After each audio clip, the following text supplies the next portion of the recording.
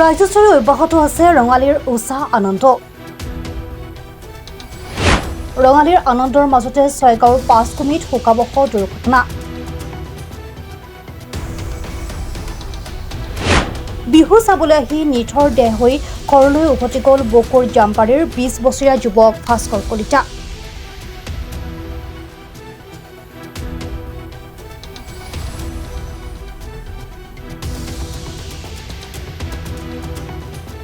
পাঁচকুমিত আঞ্চলিক ৰঙালী বিহু সন্মিলনৰ অনুষ্ঠানৰ মাজতে পুৱতি নিশাৰ অহা কাল ধুমুহাই নিষেধ কৰিলে ৰং ভাল পোৱা এজন যুৱকৰ সপোন।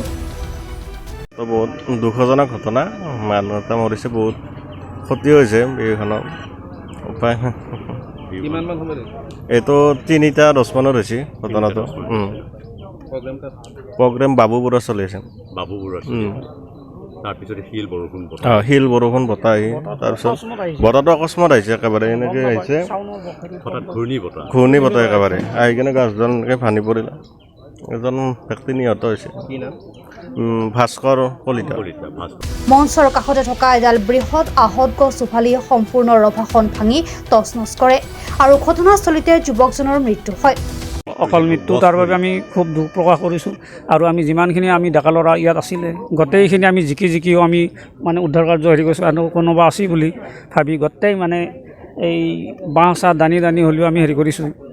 তাৰপিছত খুব বেয়া লাগিছে এনেকুৱা ঘটনা যে জীৱনত আমাৰ ইয়াতো আমি 13 বছৰ, আজি 13 বছৰ হ'ল, 13তম, কিন্তু এনেকুৱা ঘটনা হোৱা নাছিলে। আৰু এনে ঘটনা মানে সাধাৰণতে বৰষুণ আহি আছিলে, বতাহ যে আহিব কাৰো হেৰি নাই, ইফালে চাউণ্ড থাকে। জামবাৰীৰ মন্টু কলিতাৰ পুত্ৰ ভাস্কৰ কলিতাৰ মৃত্যুত সমগ্ৰ অঞ্চলটোতে শোকাকুল পৰিৱেশে বিৰাজ কৰে। ইয়াৰ লগতে বহুকেইখন বাহনৰো ক্ষতিসাধন হয়। ঘটনাটো ঘটিলে আমাৰ ইয়াত বাবুপুৰৰ প্ৰগ্ৰেম চলি আছিলে ৰাতি ফাৰ্ষ্ট দিয়াত, তেতিয়া 3:10 মান হৈছে আৰু তেতিয়া মানে আপোনাৰ বৰষুণ আহিলে, প্ৰথমতে ৰভাৰ তলত মানুহখিনি সুৰকিল।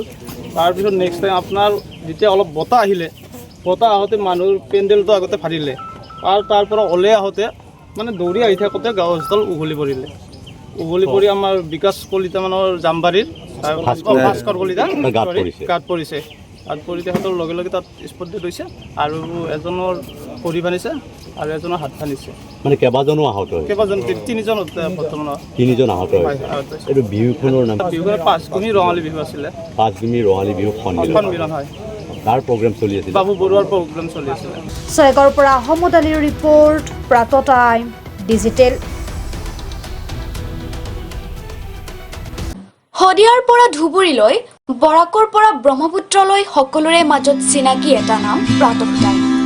থলুৱা ভাষা, কৃষ্টি আৰু সত্য বাতৰিৰ আধাৰত প্ৰতিষ্ঠিত খবৰ প্ৰাতঃ টাইমৰ প্ৰতিটো বা বাতৰি পুংখানুপুংখভাৱে চাবলৈ Facebook, YouTube, website, Twitter, Instagram আৰু ব্লগাৰ পেজত লাইক আৰু ফ'ল' কৰক।